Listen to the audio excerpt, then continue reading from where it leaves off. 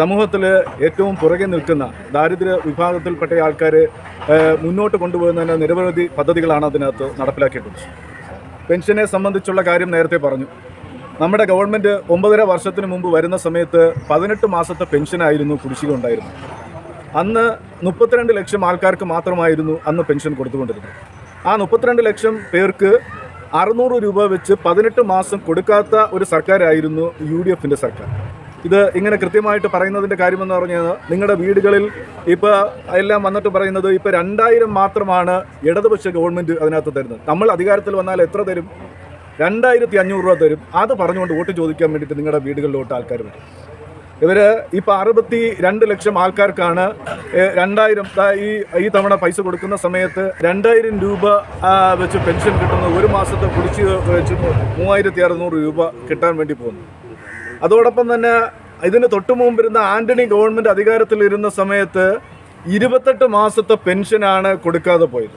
അപ്പോൾ ഏത് UDFൻ്റെ ഗവൺമെൻറ് വന്നാലും സമൂഹത്തിൽ ഏറ്റവും ദുർബലരായിട്ടുള്ള ആൾക്കാരാണ് ഈ പെൻഷൻ കൈപ്പറ്റുന്നത്. അതോടൊപ്പം തന്നെ സമൂഹത്തിൽ ഏറ്റവും ദുർബലരായിട്ടുള്ള മറ്റൊരു വിഭാഗം എന്ന് പറയുന്നത് സുരക്ഷിതമായിട്ടുള്ള ഭവനമില്ലാത്ത ആൾക്കാരാണ്. ഈ ഇന്ത്യയിൽ കേരളത്തിൽ മാത്രമാണ് ഈ ഭവനരഹിതരായിട്ടുള്ള ആൾക്കാരുടെ പ്രശ്നം പരിഹരിക്കുന്നതിന് വേണ്ടിയിട്ട് സംസ്ഥാനത്തൊരു പദ്ധതിയുള്ളത്. സഖാവ് നായനാർ അധികാരത്തിലിരുന്ന സമയത്ത് തണൽ ഭവന പദ്ധതിയും സഖാവ് VS അധികാരത്തിലിരുന്ന സമയത്ത് EMS ഭവന നിർമ്മാണ പദ്ധതിയും അതോടൊപ്പം ഇപ്പോൾ നമ്മുടെ ഗവൺമെൻറ് 9.5 വർഷത്തിന് മുമ്പ് വരുന്ന സമയത്ത് തുടങ്ങിയ ആ ലൈഫുമാണ് ഏകദേശം ഇപ്പോൾ 5.5 ലക്ഷത്തോളം ആൾക്കാർക്ക് ആ ലൈഫ് പദ്ധതി പ്രകാരം വീട് കൊടുത്തു കഴിഞ്ഞു.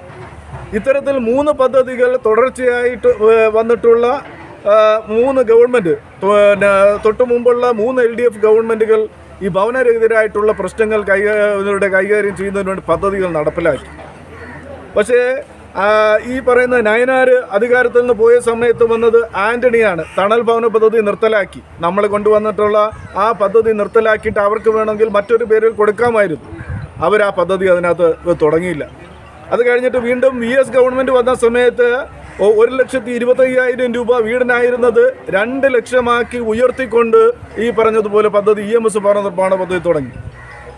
അത് കഴിഞ്ഞ് അടുത്തൊരു ഗവൺമെൻറ് കേരളത്തിൻ്റെ നേരത്തെയുള്ള ഒരു ചിത്രമെന്ന് പറയുന്നത് ഒരു തവണ ഇടതുപക്ഷമാണെങ്കിൽ അടുത്ത തവണ വലതുപക്ഷം എന്നുള്ള രീതിക്ക് ഉമ്മൻചാണ്ടി അധികാരത്തിൽ വന്ന സമയത്ത് EMS ഭവന നിർമ്മാണ പദ്ധതി നടപ്പിലാക്കി. നമുക്ക് വേണമെന്നുണ്ടെങ്കിൽ അവർക്ക് പറയാം കേരളത്തിൻ്റെ ആദ്യത്തെ മുഖ്യമന്ത്രി കമ്മ്യൂണിസ്റ്റുകാരനായിട്ടുള്ള ഒരാളിൻ്റെ പേരിലുള്ള പദ്ധതി ആയതുകൊണ്ട് നിർത്തിയെന്ന് വേണമെങ്കിൽ പറയാം. അവരുടെ നേതാക്കന്മാരായിട്ടുള്ള ആരുടെയെങ്കിലും പേരിൽ ഈ പറഞ്ഞതുപോലെ പദ്ധതി അതിനകത്ത് രൂപീകരിച്ചുകൊണ്ട് പാവപ്പെട്ട ആൾക്കാർക്ക് വീട് കൊടുക്കുന്നതിനുള്ള ഒരു പദ്ധതി അവരാരംഭിച്ചില്ല. മാന്യപ്രേക്ഷകർക്ക് പ്രശ്നങ്ങൾ പറഞ്ഞാൽ യൂട്യൂബ് ചാനലിലേക്ക് സ്വാഗതം. വീണ്ടും നമ്മുടെ ഗവൺമെൻറ് വന്ന സമയത്താണ് 2 ലക്ഷം രൂപയായിരുന്നത് 4 ലക്ഷം രൂപ ഉയർത്തിക്കൊണ്ട് 5,42,000 പേർക്ക് വീട് കൊടുക്കുന്നതിന് വേണ്ടിയിട്ട് കഴിഞ്ഞിട്ടുള്ളത്. ഇത്തരത്തിൽ പെൻഷനായിരുന്നാലും പെൻഷൻ കുടിശ്ശികയില്ലാതെയും അതോടൊപ്പം തന്നെ ക്രമമായി ഉയർത്തിക്കൊണ്ട് കുടിശ്ശികയില്ലാതെ കിട്ടുന്നതിന് വേണ്ടിയിട്ടും ഭവനരഹിതരായിട്ടുള്ള ആൾക്കാർക്ക് വീട് ഉൾപ്പെടെയുള്ള സൗകര്യങ്ങൾ കിട്ടുന്നതിന് വേണ്ടിയിട്ടും നമ്മുടെ മക്കൾക്ക് നല്ല സ്കൂളുകളിൽ പഠിക്കുന്നതിന് വേണ്ടിയിട്ടും അതോടൊപ്പം നല്ല ആരോഗ്യ സംവിധാനങ്ങളെല്ലാം തന്നെ നമുക്ക് കിട്ടുന്നതിന് വേണ്ടിയിട്ടും ഇടതുപക്ഷം അതിനകത്ത് തുടരേണ്ടതായിട്ടുണ്ട്. ഒരു 4 മാസം കഴിയുമ്പോഴത്തേക്ക് വരുന്ന തെരഞ്ഞെടുപ്പിന് മുന്നോടിയായിട്ടുള്ള ഒരു തെരഞ്ഞെടുപ്പാണിത്. ഈ തെരഞ്ഞെടുപ്പിൽ നമ്മൾ പരമാവധി സീറ്റുകൾ, പരമാവധി പഞ്ചായത്തുകൾ, തദ്ദേശ സ്വയംഭരണ സ്ഥാപനങ്ങൾ നമ്മൾ വിജയിച്ചാൽ അടുത്ത തവണയും നമുക്ക് ഈ ഭരണം തുടരാൻ വേണ്ടിയിട്ട് കഴിയും. നമ്മൾ ഭരണം തുടർന്നാൽ മാത്രമേ ഈ പാവപ്പെട്ട ആൾക്കാരുടെ പെൻഷനായിരുന്നാലും വീടായിരുന്നാലും നമുക്കിപ്പോൾ കിട്ടിക്കൊണ്ടിരിക്കുന്ന കാര്യങ്ങളെല്ലാം തന്നെ തടസ്സം കൂടാതെ ലഭിക്കൂ എന്നുള്ള ബോധ്യം നമുക്കെല്ലാവർക്കും ഉണ്ടാവണമെന്ന് മാത്രം സൂചിപ്പിച്ചുകൊണ്ട് ഇവിടെ നമ്മുടെ 2 സ്ഥലങ്ങൾ, ഞാൻ കണിയാപുരത്താണ് എനിക്ക് അത് പാർട്ടി തീരുമാനിച്ചിട്ടുള്ള ജില്ലാ പഞ്ചായത്ത് ഡിവിഷനിൽ മത്സരിക്കുന്നതിന് വേണ്ടിയിട്ട്. നേരത്തെ അടൂർ ഗ്രാമപഞ്ചായത്തിൽ കോൺഗ്രസിൻ്റെ ഒരു കുത്തക ഉണ്ടായിരുന്ന സ്ഥലത്താണ് ഞാൻ മത്സരിച്ചത്. തുടർച്ചയായി 2000 തൊട്ട് 2020 വരെ 20 വർഷം ജനപ്രതിനിധിയായിരുന്നു. അവിടെ ഇടതുപക്ഷം ജനപ്രതിനിധിയായി വന്നതിന് ശേഷമാണ് മാടമ്പളയിൽ വികസനം വന്നിട്ടുള്ളത്.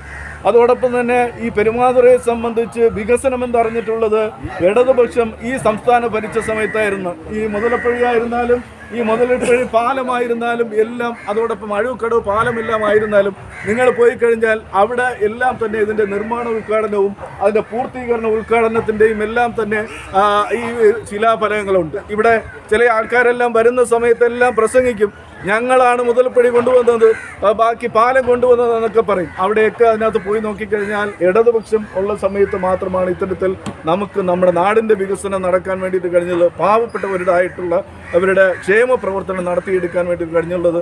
ഇത്തരത്തിൽ നമുക്ക് അതിന് വീണ്ടും അതെല്ലാം ലഭിക്കണമെന്നുണ്ടെങ്കിൽ ഇടതുപക്ഷം തുടരേണ്ടതായിട്ടുണ്ട്. അതിൽ ഈ മത്സരിക്കുന്ന എല്ലാവരും നമ്മുടെ ബന്ധുക്കളായിട്ടുള്ള ആൾക്കാർ, സുഹൃത്തുക്കളായിട്ടുള്ള ആൾക്കാരെല്ലാം തന്നെ നമുക്ക് നമ്മുടെ ജില്ലയ്ക്കകത്തും എല്ലാ സ്ഥലത്തും ഒക്കെ തന്നെ ഉണ്ട്. അവരെല്ലാവരെയും നമ്മുടെ ഇടതുപക്ഷത്തിൻ്റെ അരിവാൾ ചുറ്റിക നക്ഷത്രമാണെങ്കിൽ അങ്ങനെ, അതോടൊപ്പം തന്നെ അരിവാൾ നെൽക്കതിര് ആണെങ്കിൽ അങ്ങനെ, അല്ലെങ്കിൽ മറ്റു ചിഹ്നമാണെങ്കിൽ അവർക്കെല്ലാവർക്കും നമ്മൾ പ്രവർത്തിക്കുന്നതോടൊപ്പം തന്നെ അവരോടും ഇടതുപക്ഷത്തിന് വോട്ട് ചെയ്ത് പരമാവധി സീറ്റുകൾ നേടുന്നതിന് വേണ്ടിയിട്ടുള്ള പ്രവർത്തനങ്ങൾ നിങ്ങളെല്ലാവരും പങ്കെടുക്കണമെന്ന് മാത്രം അഭ്യർത്ഥിച്ചുകൊണ്ട് ഇങ്ങനെ ഒരു സ്വീകരണത്തിൽ എന്നെ കൂടി അതിനകത്ത് പങ്കെടുപ്പിച്ചതിലുള്ള നന്ദി കൂടി അതിനകത്ത് രേഖപ്പെടുത്തിക്കൊണ്ട് നിർത്തുന്നു. എല്ലാവർക്കും അഭ്യർത്ഥിക്കുന്നു.